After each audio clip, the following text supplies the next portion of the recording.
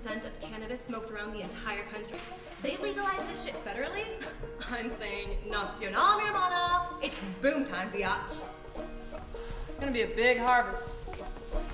That's not why I want you to meet him, but you're gonna need a buyer, not to mention local trimmers who aren't sketchy.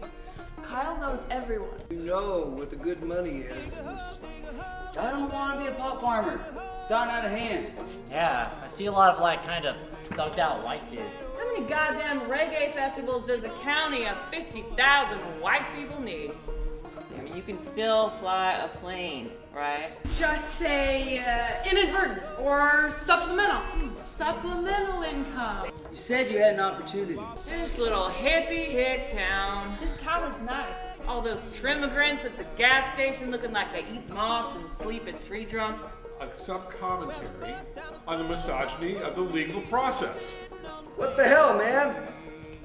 As soon as I saw that handgun come out, I step on it, man.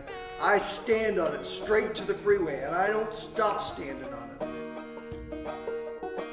Dig a